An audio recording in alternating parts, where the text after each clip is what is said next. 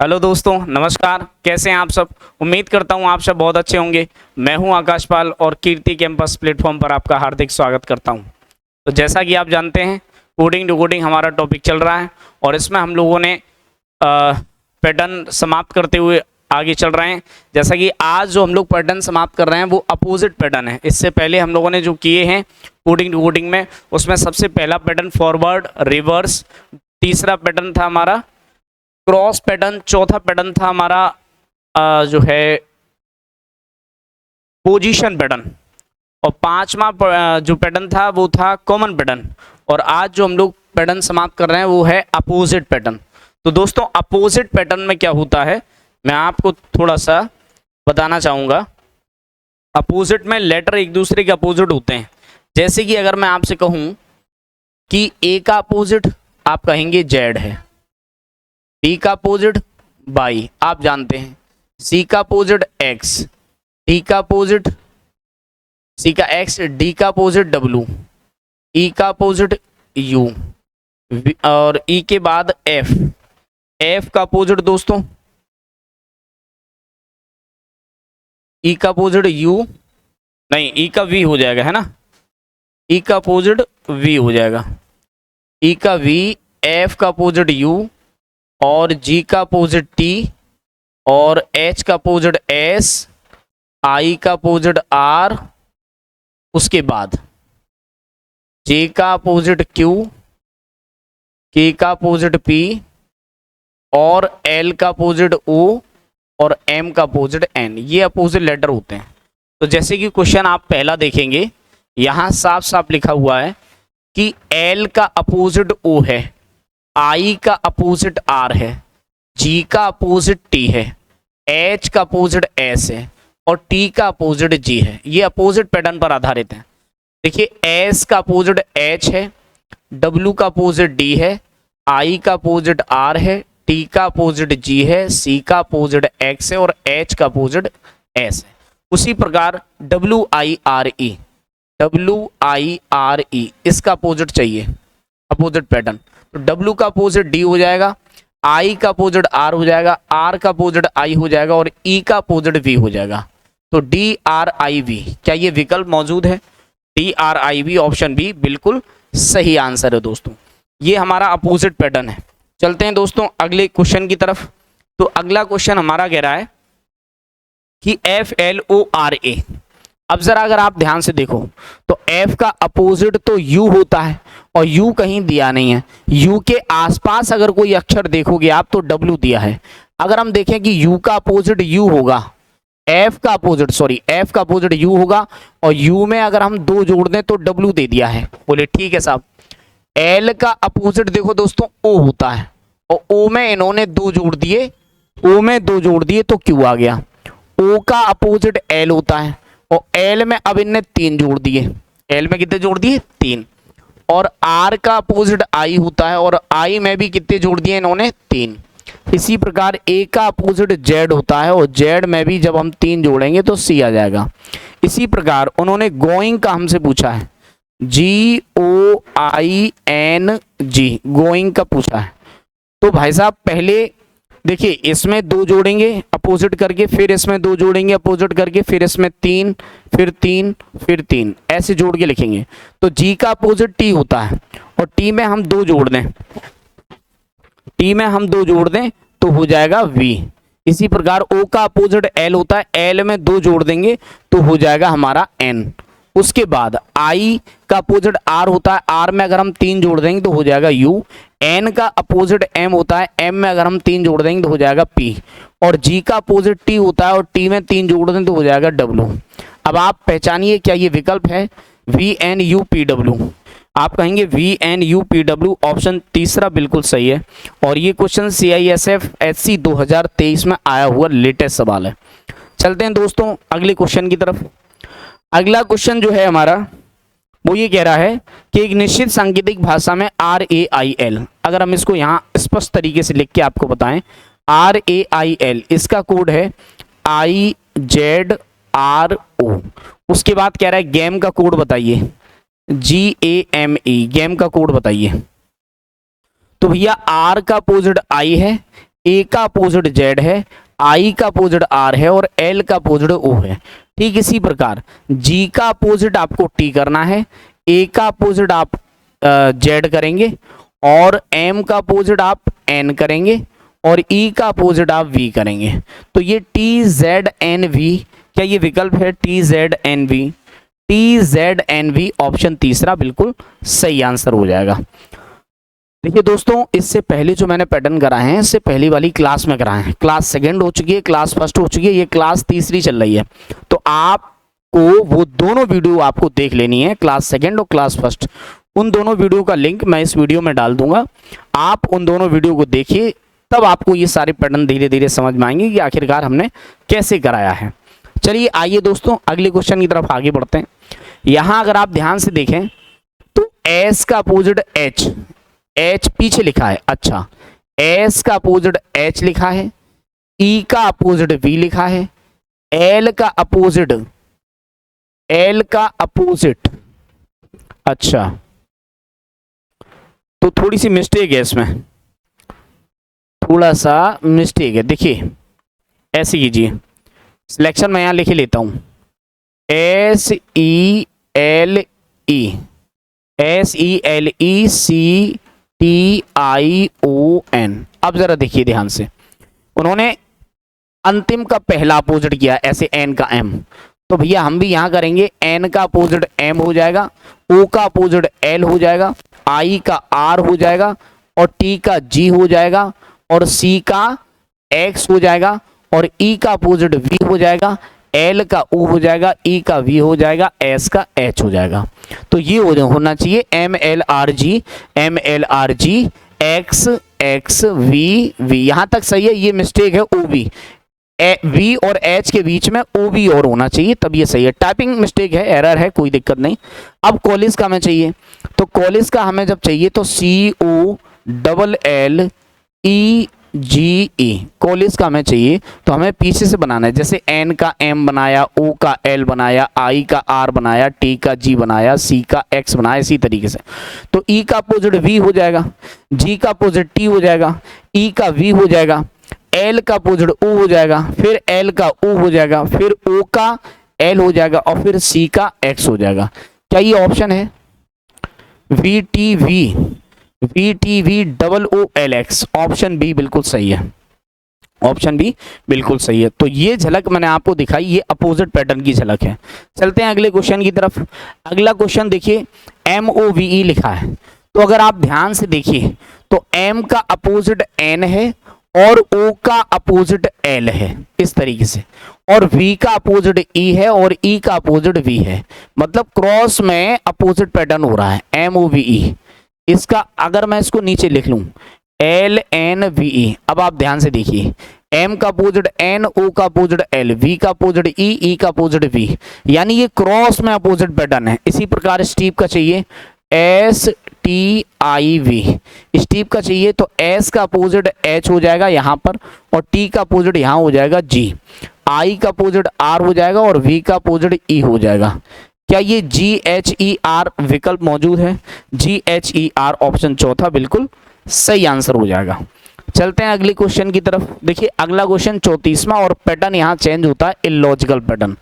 मेरे प्यारे साथियों, ये जो इलॉजिकल पैटर्न है ये ऐसा पैटर्न है जिसका कोई पैटर्न नहीं होता है, मतलब कैसे भी आपको क्वेश्चन बनाना ही बनाना पड़ता है और इस पैटर्न से सवाल बहुत कम बनते हैं पेपर में, लेकिन जब बनते हैं तब कोई सॉल्व नहीं कर पाता इनको। तो आइए कुछ क्वेश्चन ऐसे हैं जिनकी मैं आपको झलक दिखाना चाहूंगा कि लॉजिकल पैटर्न आखिरकार होता कैसे है। तो अगर आप ध्यान से देखेंगे, यहां मैं लिख के कायदे से समझाना चाहूंगा, ROMAN रोमन, इसका जो कोड दिया है वो लिखा है IFDAE, उसके बाद यहां लिखा है वाटर, WATER, वाटर का कोड चाहिए है। तो भैया अब हम अगर नंबर डाल लें, R का नंबर 18, O का नंबर 15, M का नंबर 13, A का नंबर 1, N का नंबर 14, यहाँ 9 6 4 1 5। और देखिए ये जो इलॉजिकल क्वेश्चन है आप देख पा रहे हैं, ये यूपी पुलिस कांस्टेबल 2024 में आया हुआ क्वेश्चन है। आते हैं कम आते हैं, लेकिन आप ये नहीं कह सकते कि बिल्कुल नहीं आते हैं, ये आते हैं तो बड़े अच्छे लेवल के सवाल होते हैं। देखिए अब है क्या कि 18 से 9 बना, हमने 9 घटा दिया, 15 से 6 बना, हमने 9 घटा दिया, 13 से 4 बना, 9 घटा दिया, 1 से 1 ही रहा और 14 में फिर 9 घटा दिया तो 5 हो गए और 1 का 1 ही रहा। अगर आप कहेंगे कि एक ए जो है वो आपका स्वर है, वॉवेल है, तो फिर भैया ओ भी वॉवेल है, ये भी मसला है। फिर आप कहेंगे कि ऐसा इसी में रहने दो, ऐसा ही रहने दो बना हुआ, तो ये भी गलत है। देखिए ये लॉजिकल है, अगर आप ऐसा करेंगे सब में से 9 अगर आप घटाएंगे, जैसे मैं आपको घटा के दिखाता हूं, जैसे आप ये चाह रहे हैं कि जैसा इसमें किया वैसे, जैसे 23 में अगर हम 9 घटा दें, 23 में अगर हम 9 घटा दें तो हमारे बचेंगे कितने, 14 यानी n है। और 1 में अगर हम 9 घटा दें, 1 में अगर हम 9 घटा दें यानी कि 27 में 9 घटा दें तो बचेंगे r, और 20 में 9 घटा दें तो बचेंगे k। क्या ऐसे शुरुआत से कोई विकल्प शुरू हो रहा है? आप कहेंगे नहीं हो रहा है, नहीं हो रहा है। तो मेरे प्यारे साथियों ऐसे ये नहीं होगा, ऐसे नहीं होगा तो कैसे होगा, आइए जानते हैं। देखिए 18, अगर आप ध्यान से देख रहे हैं 18 को, 18 के इंडिविजुअल डिजिट के नंबर अगर हम जोड़ दें 8 और 1 तो आप कहेंगे 9 हो जाता है, 5 और 1 तो आप कहेंगे 6 हो जाता है। इंडिविजुअल डिजिट को जोड़ना ही लॉजिकल पैटर्न कहलाता है। हो सकता है इंडिविजुअल डिजिट के नंबर को ऐड करवा रहा हूँ, एक लॉजिकल पैटर्न और होता है, जैसे वो ये कह रहा हूँ कोई क्वेश्चन उसने लिखा है और उसका मीनिंगलेस वर्ड है, उसको मीनिंगफुल वर्ड में कन्वर्ट करने के बाद कोडिंग कर रहा हूँ, ये भी हो सकता है। ऐसा भी हो सकता है कि कुछ भी दे रहा हो, जैसे मैथ में कोई नंबर्स दे रहा हो, उसके हिसाब से वो अरेंज करवा रहा हो, वो उसके ऊपर है कैसे करवा रहा है, ये हमें जानना होगा। अब 3 और 1 4, और 4 देखिए ये लिखा है, एक का एक ही नंबर होता है और 4 और 1 5, 5 का 5 होता है। इसी प्रकार अगर हम इसको करके देखें 3 2 5, 5 पे आ जाएगा ई, और 1 का 1 ही रहेगा यानी ए, और 2 और 0 का 2 आ जाएगा यानी बी आ जाएगा, और 5 का 5 ही रहेगा, और यहाँ पर 8 और 1 9, और 9 पे आ जाएगा आई। क्या ऐसा कोई विकल्प है? क्या ऐसा कोई विकल्प है? ई A B E I, E A B E आई आप कहेंगे बिल्कुल है, ऑप्शन चौथा बिल्कुल सही है। और आप देख पा रहे हैं ये यूपी पुलिस कांस्टेबल 2024 में आया हुआ है। आप ये नहीं कह सकते कि लॉजिकल पैटर्न बनता नहीं है, बनेगा, ठीक है। चलिए तो एक तो ये इलॉजिकल हो गया, आइए दूसरा देखते हैं। दूसरा क्वेश्चन उन्होंने ये लिखा है कि आपको दिख रहा होगा TSEA और इसका जो कोड है TSEW है। अब आप इसको बनाना चाहो तो कैसे बनाओगे? TSEA और यहां पर लिखा है TSEW। अब आप देखेंगे कि देखो वहां तो इंडिविजुअल डिजिट के नंबर जोड़े गए थे, अगर यहाँ 20 का 20, 19 का 19, ई का ई और ए का डब्ल्यू हुआ है, एक ही चेंज हुआ है, तो यहाँ पर फिर ये सारे पैटर्न सेम आने चाहिए, HTRO और N का S कर दिया N ने।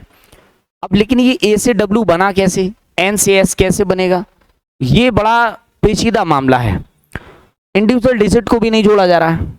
एक और तरीका है, दूसरे तरीके में होता है कि क्या पता इनको रीअरेंज करना हो, मीनिंगफुल वर्ड में कन्वर्ट करना हो। फिर देखो तो मीनिंगफुल वर्ड में कन्वर्ट करना तो आप ऐसे देखो कि TSEA को कोई सार्थक शब्द अगर आप बनाना चाहो तो क्या बनेगा, तो आप ये कहेंगे कि सर EAST, देखिए EAST ईस्ट माने पूरब होता है, और यहां बनेगा WEST। अब आप समझ गए होंगे कि ईस्ट का वेस्ट हो गया। उन्होंने दिया है HTRON। अब इसको अगर मीनिंगफुल वर्ड बनाना चाहो तो NORTH होगा, NORTH नॉर्थ। ईस्ट का वेस्ट तो नॉर्थ का साउथ हो जाएगा, SOUTH। लेकिन इसको लिखेंगे कैसे, पीछे से लिखेंगे SOUTH, ये आंसर होगा। तो ये आपका सही विकल्प माना जाएगा, HTUOS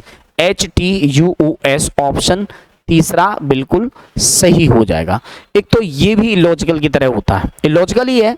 अच्छा एक और क्वेश्चन अगर हम देखना चाहें, जैसे यहाँ लिखा है कि YLEAR, इसमें लिखा है TELA, और फिर कह रहा है DLCO, इसका क्या हुआ? देखिए जब लेटर यहाँ 5 है, यहाँ लेटर 4 है, इसका मतलब है कि हो सकता है कि कहने का मतलब ये है कि रीअरेंज कर रहा हूँ वर्डों को, जैसे अभी हमने किया, ऐसा ही अगर इसको करके देखें तो अगर आप ध्यान से देखेंगे तो लिखा है EARLY, EARLY, अर्ली माने जल्दी, और यहाँ लिखा है LATE, late, LATE, late, late माने हो जाएगी देरी, अर्ली माने जल्दी और लेट माने देरी। इसी प्रकार यहाँ अगर हम इसको देखें COLD, कोल्ड माने ठंडा, तो ये हो जाएगा हॉट, HOT। अब HOT को कैसे लिखेंगे, HOT, इस तरीके से। तो क्या THO करके कोई विकल्प है, आप कहेंगे बिल्कुल है, ऑप्शन सी बिल्कुल सही आंसर है। तो ये कि लॉजिकल का ये क्वेश्चन हो गया। आगे चलते हैं, यहाँ लिखा है सिस्टर,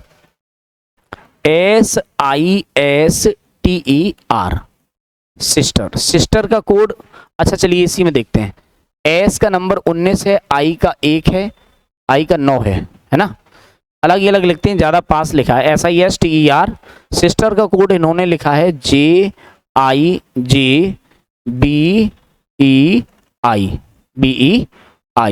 और यहाँ पर अगर हम देखें ब्रदर, BROTHER,